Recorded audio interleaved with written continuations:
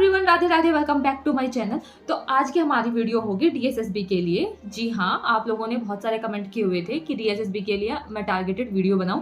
तो डीएसएसबी की पहले थोड़ी सी इन्फॉर्मेशन ले लेते हैं। जैसे कि डीएसएसबी एक एग्जाम है जो Delhi subordinate service selection board conduct कराती है। उसके थ्रू हम टीचर लगते हैं दिल्ली के अंदर। आपकी पोस्टिंग भी दिल्ली के अंदर होगी और एग्जाम भी दिल्ली के अंदर ही देना पड़ेगा। और इसका एग्जाम के लिए आपकी जो एज है वो 30 ईयर्स होनी चाहिए। पहले 32 थी टीजीटी के लिए और पीजीटी के लिए 36 थी, लेकिन उन्होंने गजट के अकॉर्डिंग तीनों के पीआरटी, टीजीटी और पीजीटी के लिए 30 ईयर्स कर दी है। और अब फीमेल को भी कोई रिलैक्सेशन नहीं मिलता है। जैसे OBC, physical handicapped, SC ST, इनको थोड़ा थोड़ा रिलैक्सेशन मिलता है, जो कि आप उसमें देख लेंगे जो नोटिफिकेशन आएगा।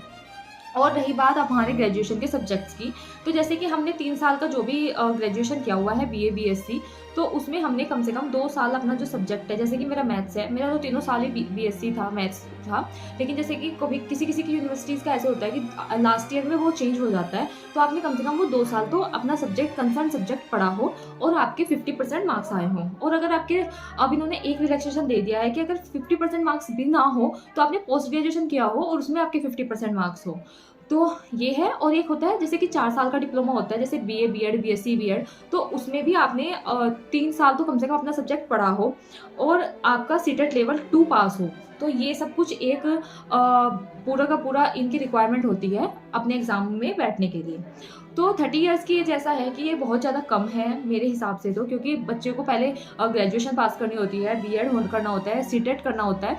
और उसमें भी जैसे कि मैंने गैप लिया हुआ था बीएससी और बीएड के बीच में 1 साल 2 साल का, तो ऐसे भी गैप लेते हैं और बाद में हम सोचते हैं कि चलो बीएड कर लेते हैं। ये मोस्ट ऑफ द पर्सन्स की वो होती है मेंटेलिटी, तो इसके हिसाब से भी ये कम है। तो बात करते हैं अपनी बुक लिस्ट की।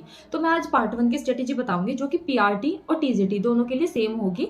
सिर्फ थोड़ा बहुत लेवल अप हो सकता है पीआरटी का और टीजीटी का पीआरटी से, तो हम उसके बारे में आज बात करेंगे। तो शुरू करते हैं अपनी बुक्स के बारे में। तो ये जो बुक्स मैं आपको बताने वाली हूँ ये मैं पढ़ रही हूँ और आप भी बता सकते हैं कि मैं इसमें क्या एड ऑन कर सकती हूँ। तो आप चलो शुरू करते हैं अपनी बुक्स के बारे में।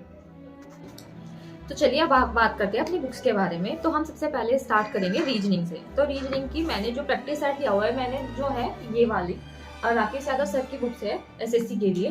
तो जितना मैंने टॉपर्स की बात सुनी थी, तो उन्होंने एसएससी को ही मतलब कंसर्न करके माइंड में उन्होंने यही बुक्स बताई हैं। तो ये मेरे पास ऑलरेडी थी जब मैंने मैथ्स की कोचिंग की थी राकेश सर के यहाँ पे दिल्ली में। तो मैंने ये अब मैं इससे ही प्रैक्टिस सेट लगाऊंगी अपने सारे, क्योंकि इतना मुझे टफ नहीं लगता रीजनिंग। थोड़े बहुत होते हैं जैसे क्लॉक होता है और कैलेंडर होता है, इनको मैं बार बार भूल जाती हूँ, माइंड में से मेरे स्किप हो जाता है। तो मैं इनको एक बार रिकॉल करके फिर मैं कर लूंगी, लेकिन मैं प्रैक्टिस सेट इससे लगाऊंगी। अब बात करते हैं मोस्ट इंपोर्टेंट मैथ्स के बारे में। तो सबसे पहले अर्थमेटिक का मैथ्स है। अभी हमारे पास टाइम है क्योंकि नोटिफिकेशन नहीं आया है, तो हम अपनी बुक्स पढ़ सकते हैं। और आई नो ये थोड़ी ज़्यादा बुक्स हैं, बट अब क्या करें, पढ़ना तो ये ही पड़ेगा। तो ये है अर्थमेटिक की बुक्स राकेश यादव सर की, प्रूडेंस कोचिंग की। आपको इसके नोट्स भी मिल जाएंगे मार्केट में, इजीली अवेलेबल है राकेश यादव सर की बुक्स तो। और ये अर्थमेटिक के लिए है। सर ने ना 2 बुक्स निकाली हुई है, एक अर्थमेटिक और एक एडवांस। तो हमें ना दोनों ही लेनी पड़ेगी, ऐसा नहीं है कि हम कुछ भी स्किप कर सकते हैं। तो मेरे पास ये ऑलरेडी रखी हुई थी, देखो इसकी हालत भी कैसी हो रही है। मैंने अर्थमेटिक थोड़ा ढंग से पढ़ा था और ये अर्थमेटिक की बुक है। और दूसरी बुक है एडवांस। ये थोड़ी ज़्यादा मोटी बुक है, लेकिन हमें इसमें एसएससी लेवल का नहीं, थोड़ा बीच का पढ़ना है, क्योंकि देखिए बीपीएससी ने भी थोड़ा टफ दिया था। तो ये तो फिर भी 10th लेवल का हमें पढ़ना पड़ेगा और डीटी पुलिस भी का पढ़ना पड़ेगा, जिसका सिलेबस भी डिफाइन नहीं होता है कहीं ना कहीं। तो अब हमारा है एडवांस में, ये है हमारा एडवांस में। इसमें नंबर ऑफ क्वेश्चन ज़्यादा है, हर टाइप के इसमें क्वेश्चन मिलेंगे और ये थोड़ी ज़्यादा मोटी बुक है, तो हमें पढ़नी तो यही पड़ेगी। देखिए इसका कोई अल्टरनेट नहीं है, आप क्लास नोट्स भी पढ़ सकते हैं और अगर आपने कोचिंग नहीं लिया हुआ है तो आप क्लास नोट्स भी पढ़ सकते हैं। जैसे कि गगन प्रताप सर की भी एक मैथ्स की बुक आती है, वो भी मैंने सुना है बहुत अच्छी आती है और गगन सर भी बहुत अच्छा पढ़ाते हैं। तो ये दोनों एक ही प्लेटफॉर्म के हैं, करियरविल के। मैंने ऑफलाइन कोचिंग ली थी, तब का है। और बस इतना ही। अगर आपने इतना भी कर लिया और इसके मैथ्स के क्वेश्चंस भी निकाल लिए थोड़े बहुत, तो शायद आप इजीली टेस्ट में पता चल जाएगा कि आप कितने पानी में हैं। और फिर अगर तुम्हें लगता है कि थोड़ा बहुत अप जा रहा है, तो आप अदर क्वेश्चंस भी निकाल लीजिए, थोड़े टफ क्वेश्चन निकाल लीजिए, जैसे कि मैं करने वाली हूँ। तो अब बात करते हैं हिंदी की। तो हिंदी के लिए मैंने उसमें भी बताया था कि मैं हिंदी के लिए क्या बुक पढ़ रही हूँ बीपीएससी में। तो मैं हिंदी के लिए ये बुक पढ़ती हूँ आदित्य पब्लिकेशन की। इसका मुझे नया एडिशन लाना है क्योंकि बहुत पुराना हो गया है। और इसमें ना जो एक प्लस पॉइंट होता है इसमें कि जैसे जैसे अब एग्जाम कंडक्ट हो रहे हैं, तो हर एक एग्जाम के इसमें ना वो मिल जाएंगे क्वेश्चंस, जैसे क्वेश्चन अब बीपीएससी ने क्या पूछा है वो सब कुछ इसमें आ जाएगा। तो ये पुरानी हो गई है, तो जितने भी आजकल 2-3 साल में कंडक्ट हुए एग्जाम तो वो वाले इसमें नहीं है। तो मैं इसको नया एडिशन लूंगी अब की बार में, और मेरे पास एक लूसेंट की भी है हिंदी में, तो मैं उससे थ्योरी कर लूंगी और इससे क्वेश्चन लगा लूंगी। अब बात करते हैं सामान्य ज्ञान की। तो सामान्य ज्ञान तो देखिए वास्ट है, लेकिन अगर आपको फिर भी अपनी पकड़ बनानी है तो आप 1-2 घंटा रोज सामान्य ज्ञान पढ़ सकते हैं। और इसके लिए सबसे बेस्ट बुक है ये अरिहंत मनोहर पांडे की। ये भी पुरानी बुक है, इसको भी मुझे नया एडिशन लाना है। मैं मैथ्स की बुक लेके आई थी, तो मैं इसको नहीं भूल गई इसको लेके आना। तो ये वाली बुक सब 2024 की आएगी, मतलब ऐसे आती है जैसे अब 2023 चल रहा था, 2024 की आएगी, 2024 चलेगा तो 2025 की आएगी। तो फैब में शायद नया एडिशन आ जाएगा, लेकिन तब तक मैं इसको पढ़ूंगी फिर नया एडिशन खरीद लूंगी, ताकि मुझे पूरा का पूरा मॉडिफाई वे में मिले कि जो चीज़ आजकल नई आई है तो वो भी मुझे मिल जाए। तो सबसे ज़्यादा जो मुझे डर लगता है वो है इंग्लिश से, क्योंकि मैंने आज तक इंग्लिश नहीं पढ़ी है, और मैंने एसएससी का एग्जाम भी सिर्फ इसी वजह से नहीं दिया था कि मैंने इंग्लिश नहीं पढ़ी है।